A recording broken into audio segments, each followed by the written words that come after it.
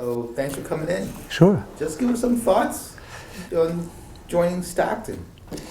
So a couple of thoughts. One is, obviously there's a whole bunch of thoughts about my new home and my new city. And so people have been just incredibly kind and welcoming as we look for a home, we look for our church, et cetera, et cetera.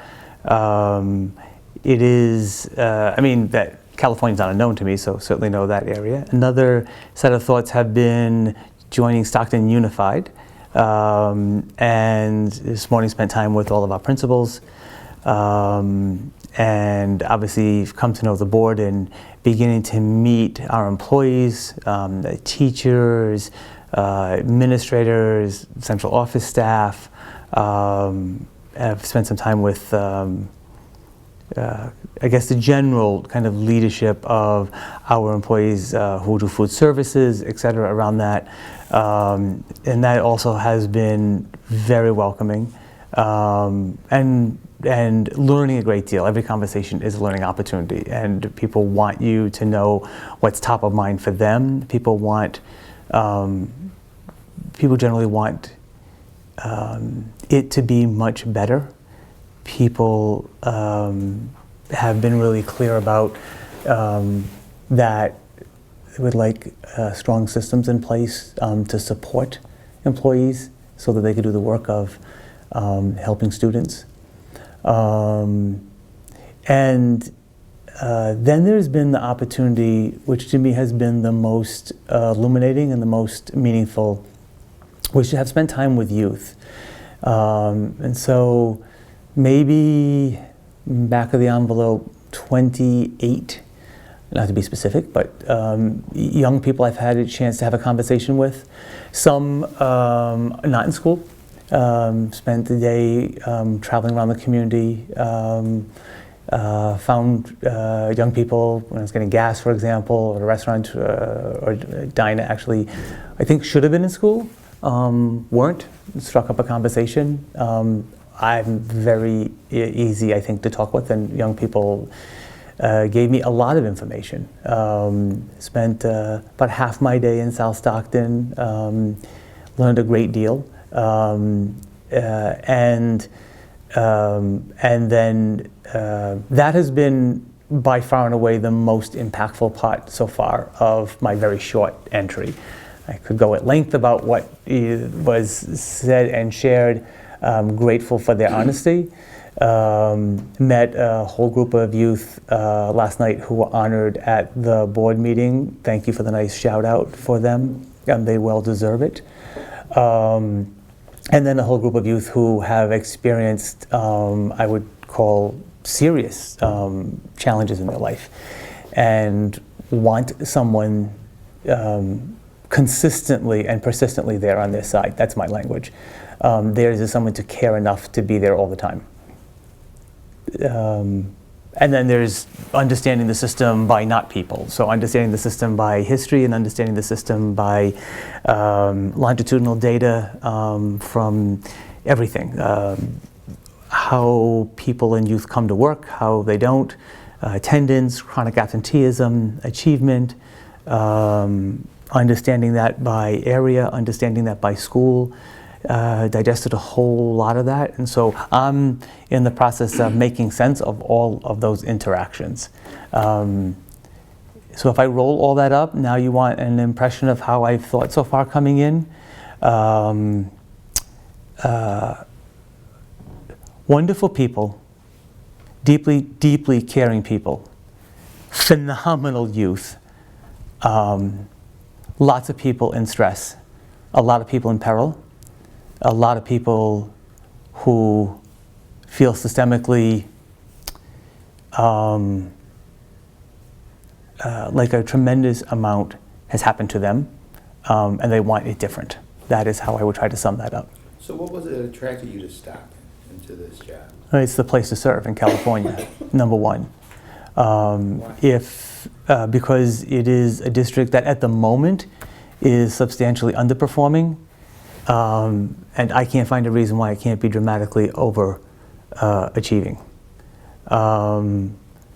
I'm not attracted to work in places like Palo Alto, Los Gatos. That is not the world that I've ever served. And to be frank, if we're successful in the next decade, Stockton will be the lighthouse in this state that many, many, many other districts need to see that it's possible, that it's doable, that young people, but particularly young people who live in circumstances of peril and poverty, can achieve at the same rate as their privileged white counterparts, and that if that happens here, then there's no reason it can't happen across the state or up and down the spine of the Central Valley. Well, I'm sure you're familiar with Stockton's history, the SUSD's history of superintendents. I'm becoming familiar. Yeah, what leads you to think that you can be successful trying to make those achievements where others have been unsuccessful? A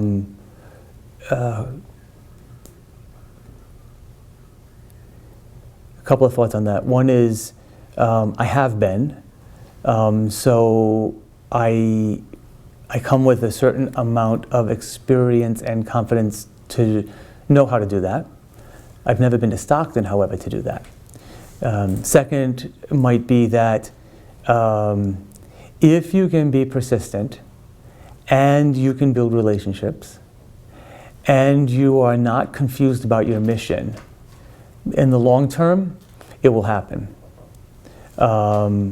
This is a decade-long process to watch an astonishing rebirth of Stockton Public Schools.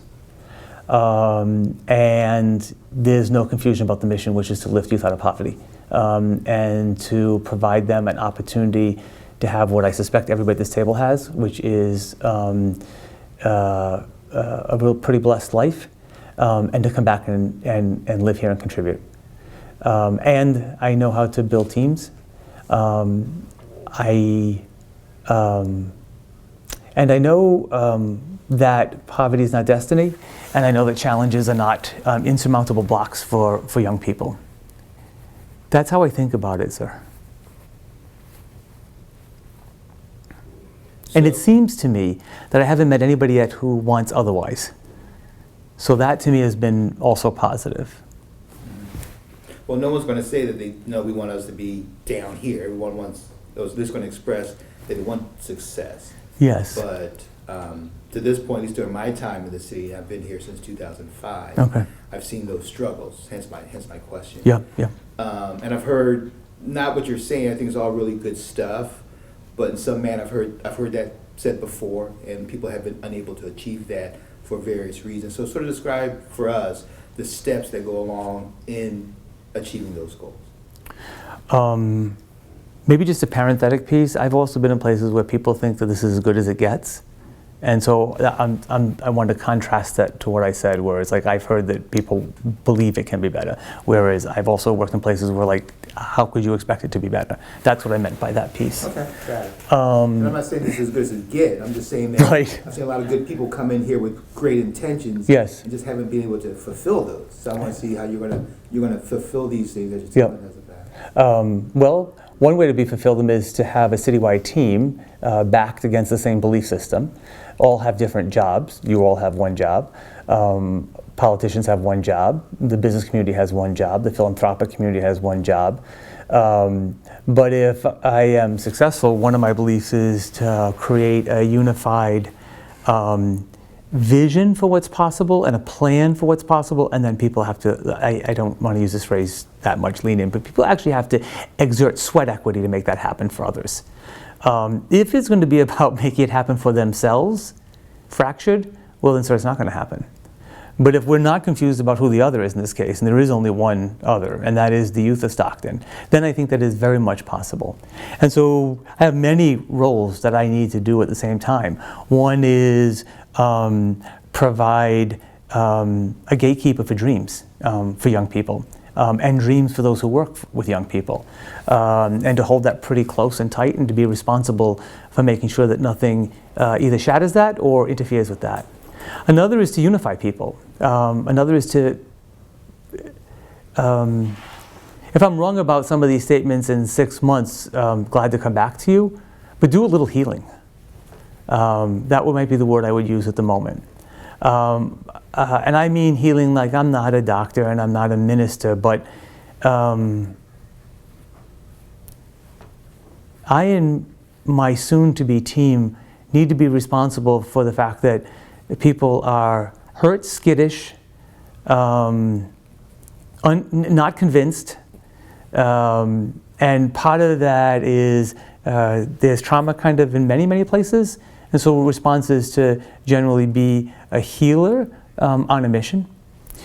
Another is to actually create concrete steps about how does one systematically improve the most important thing we do bar none, which is the act of teaching and the act of teaching and learning. And just walking up and throwing some charts on the wall and saying hit those markers, woefully insufficient in getting that. I mean, you have to build skill set, teacher by teacher, school by school, leader by leader. Schools are about understanding the conditions that young people come into, making sure that there are external and internal supports for that, and what high quality good instruction means. And I mean, there's a whole technical piece to that, which I cannot wait to lead around that. How do you take someone who has heretofore not had any form of scaffolding of either language capacity, math knowledge, functional knowledge, executive function, and how do you actually do that systematically inside of a curriculum, not necessarily a unit of study, but inside of a curriculum with strong units of study and supports? That's a big piece of what needs to take place. If someone can't vision the future and lay a clear roadmap on how to get there, no one can actually get there. So this notion that part of my job is to describe what is possible and how we will be there.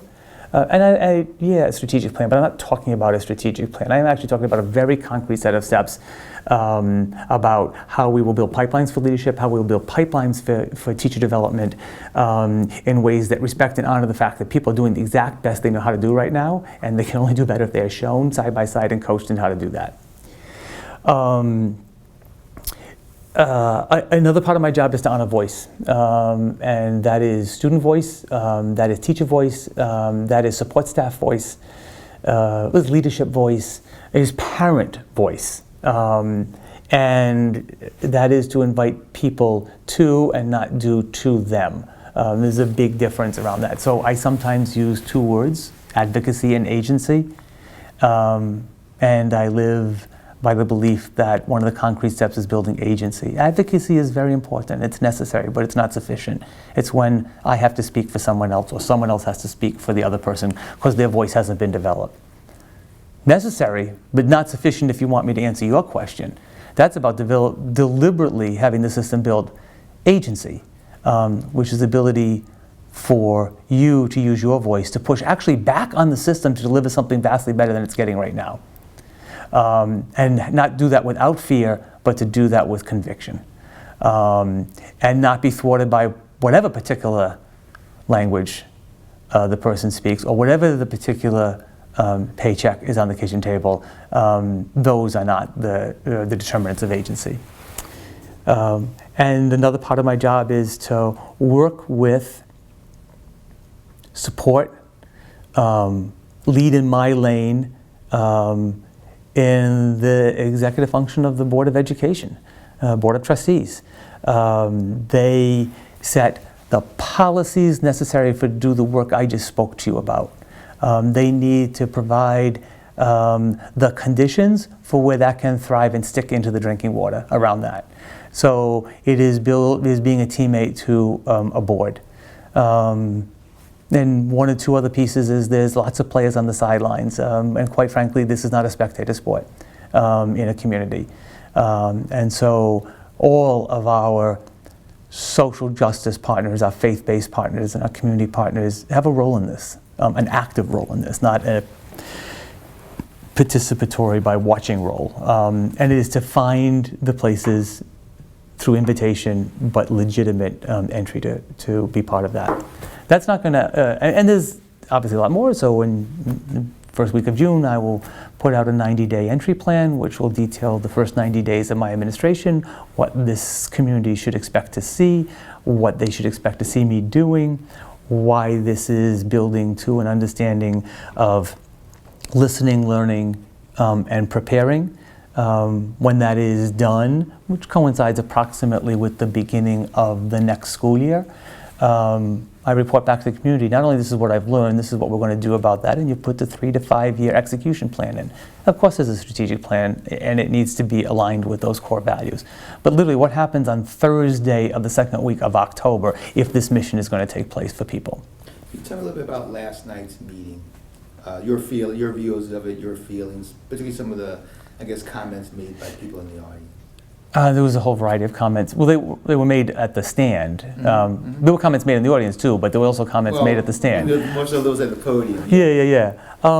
It's a community who have all opinions are welcome, and people express a variety of concerns, a variety of hope, a variety of worries, and some people were expressing, "Don't ignore me." And I think there was some underlying themes. Fear was an underlying theme. I think an underlying theme was, I don't want to be marginalized. I already possibly feel that way, or have been. I have no idea how to trust longevity around here. I'm paraphrasing a theme I believe I heard. And so you listen for those themes, and you don't take personally criticism. Because that is exactly the route towards making others not valued. And you don't take to heart only supportive comments. You have to listen to the entire piece. And you learn a tremendous amount. So what did you learn? Some of what I said before, which is that trust is possibly in the negative category. Both systemically and personally. Also learned that outsiders have a lot to prove before they're actually trusted. I'm an outsider. In that mean, I mean like outside of Stockton. I also learned that I believe that when people know me, and that's going to be part of this is like home to home, neighborhood to neighborhood. And like Stockton, as you all know better than I do, I mean, there are components of Stockton which have historically been well off, and there are components of Stockton which historically have not been well off, invested in and disinvested in. That, everyone wants it to be better around that. And everyone wants attention paid to those issues. And I believe that there's a cautious desire to have a partnership. That's kind of what I learned. Any reason, a specific reason why you elected not to address the audience last night or make comments afterwards? Yeah, I had a whole set of comments in 2 languages, but I also felt that the board, I didn't get a sense that that was of the moment, and then I was particularly conscious of the fact that there's one superintendent at a time, and I look forward on June 1st to making comments to the public when the current superintendent is respectfully not in office, and I think that I want to be very clear about that. Not shy about speaking publicly, but very respectful of that there's one leader at a time. And to have gotten and said a lot of what I just said to you feels like, wow, he's already started and I haven't already started, and so I wanted to be very mindful of that, sir. Okay, gotcha. So can you give us a preview of what your 90-day plan will be, what steps you want to take? I can do some, sure. In the complete respect that there's one leader at the moment. I got that. Okay. I understand that. Okay. But as the incoming leader, June 1st, we just want to get a preview. Yeah. And you can have anything you want on June 1st. You can have all of it. Right now I'm going around and meeting people and introducing myself and that kind of stuff. And so about 12 days I'll be in Stockton between now and then. I need to find my house. I need to do all that kind of stuff, and we're in the process of that right now.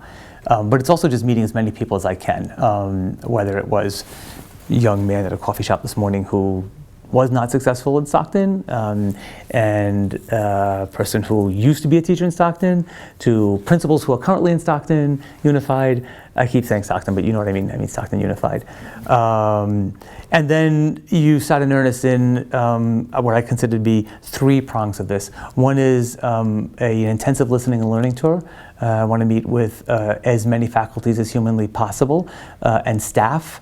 Or want to meet with as many parents as humanly possible, and there will be ways that I'll set that up. So I will ask parents if they could host either park, meaning like a park gatherings, home gatherings, faith-based center gatherings, community gatherings, where I can be invited to learn about my new city. And they'll also want to know what I believe in, pretty clear about what I believe in. I think you get that sense. But mostly this is for them to shape my thinking coming in. And then you do that and then you do that in general, and you do that with students, and you do that with parents, and you do that with all of the various communities, and you begin to amass an understanding of where I am, and I get to hear themes and threads.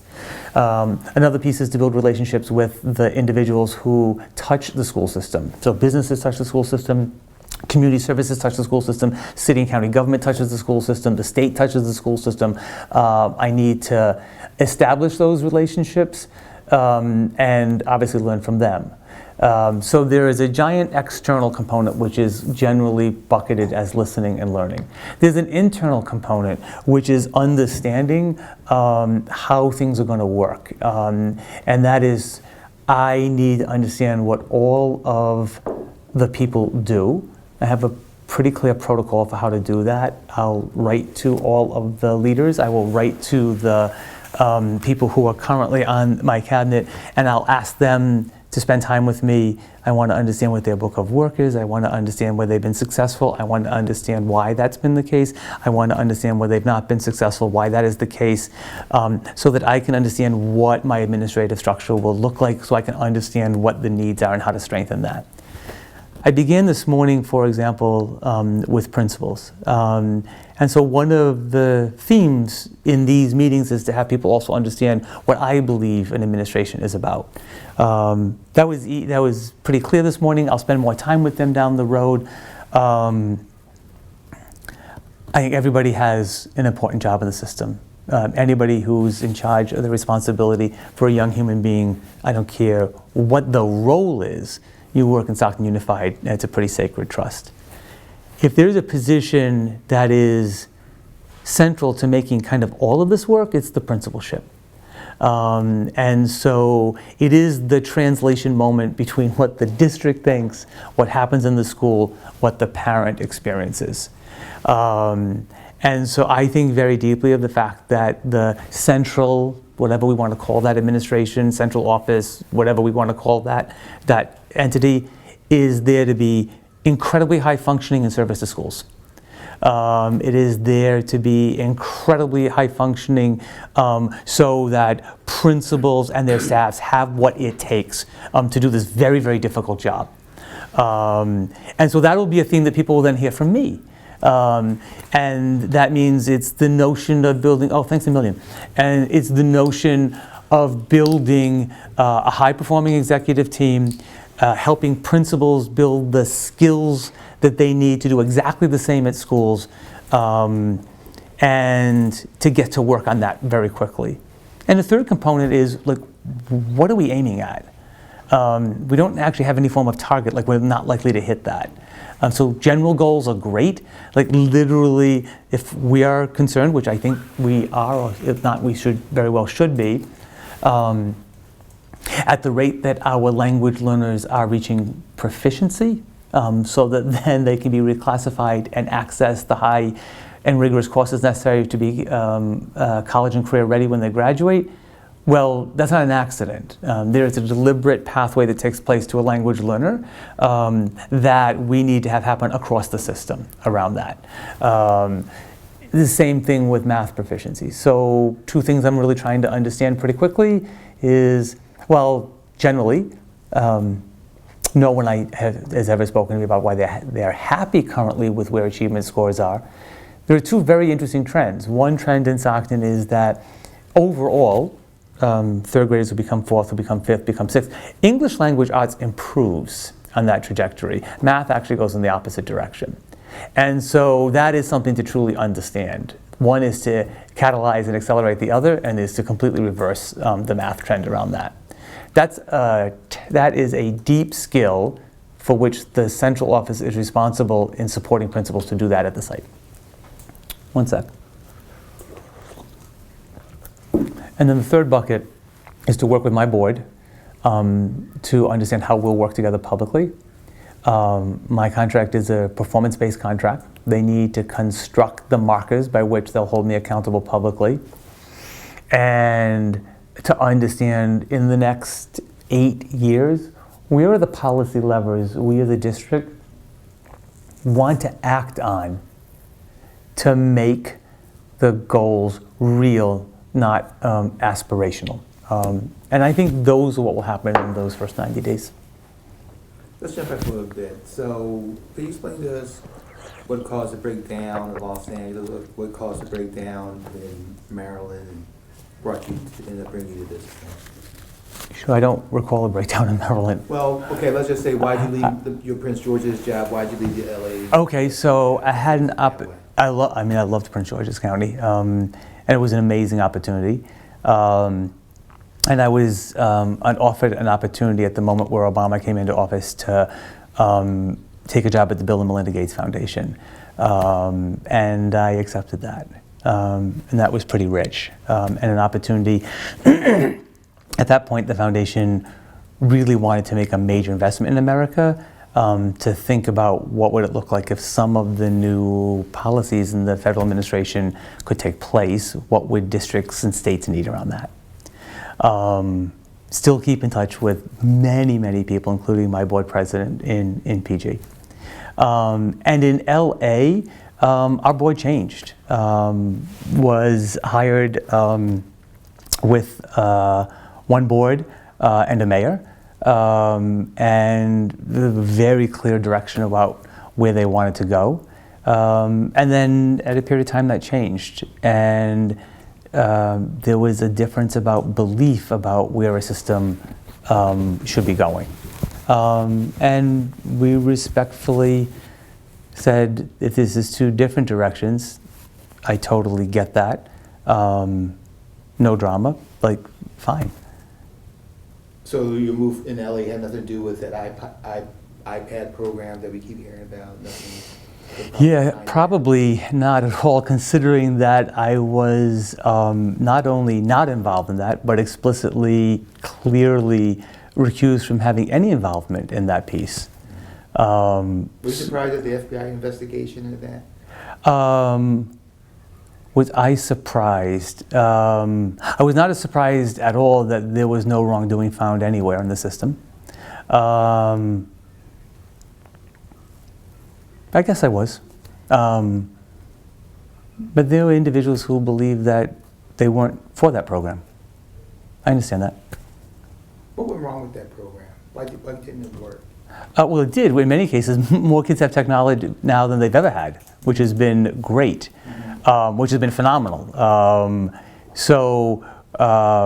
What could have been better with that, in my opinion, was that we probably could have rolled it out slower.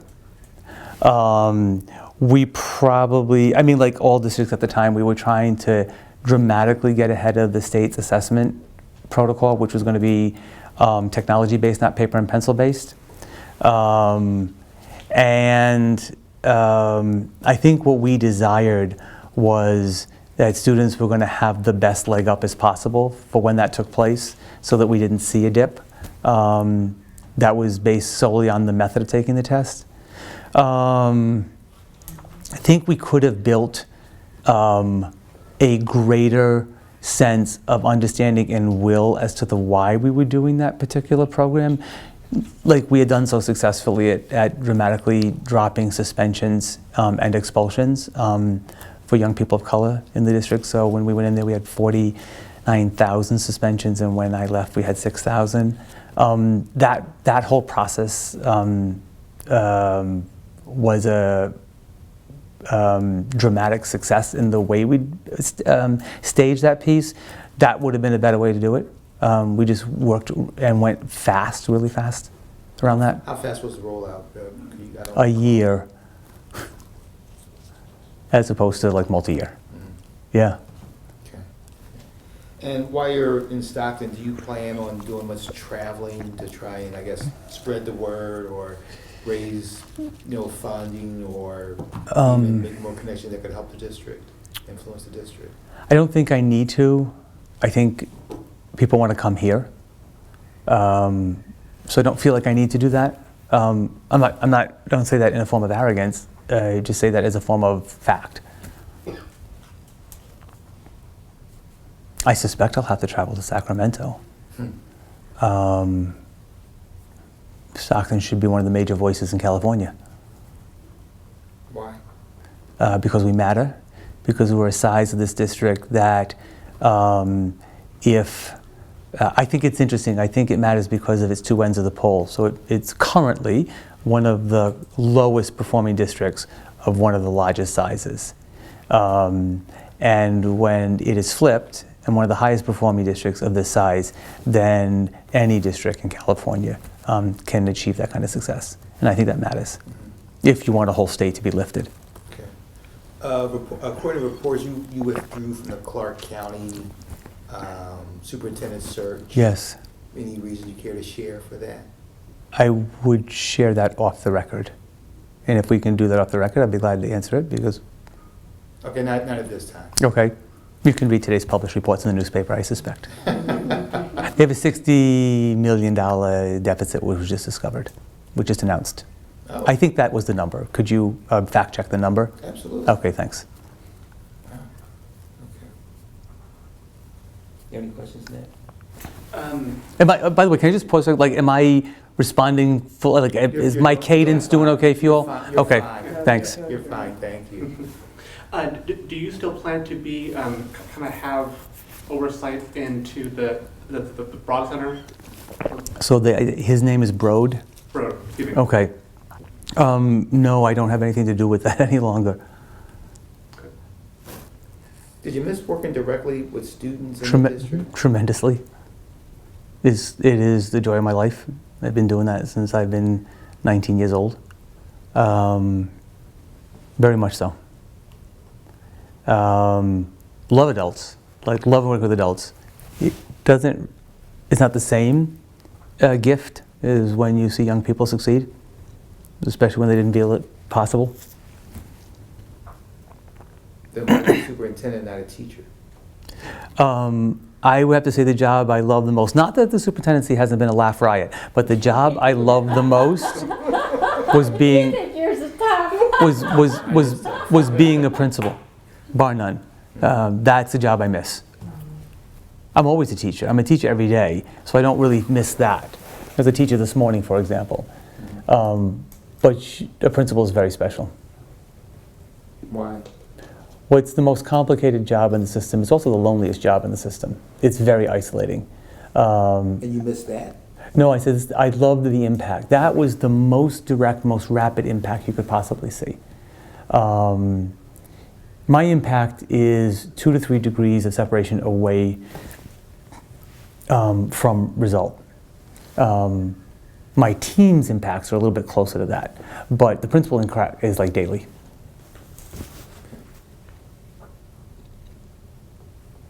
I'm good. You? I have one question because you Sure. said that you spent some time in South Stockton learning. I did. What did you learn? I learned I think I found a house. That was a good thing. In South Stockton? If I can afford it, yes. I learned I mean, you're asking me to make some. I will make the answer on like a connection of 7 people. Okay, so these are 7 youth. So I want to put that as a thing. I learned of a lot of disconnection, a tremendous amount of disconnection.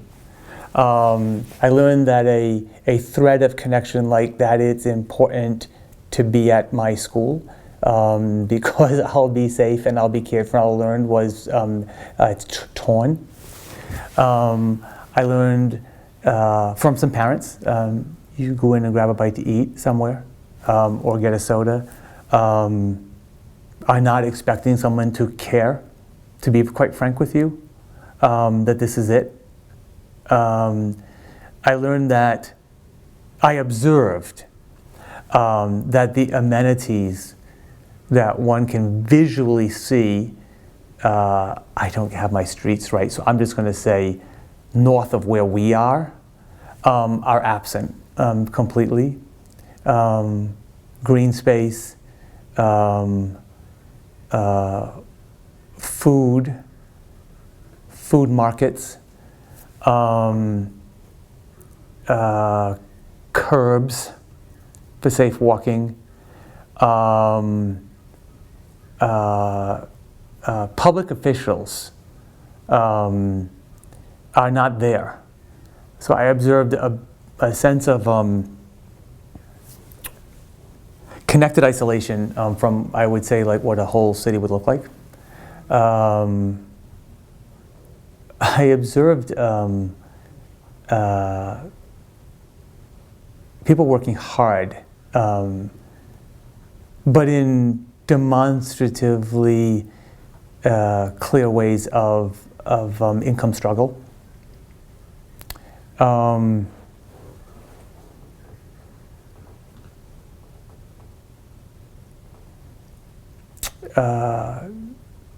No attention to boundaries between industrial and non-industrial, or industrial and residential. It's just right next to each other. So I am observing some environmental issues that speak of opportunities for a safer living community. That's what I observed.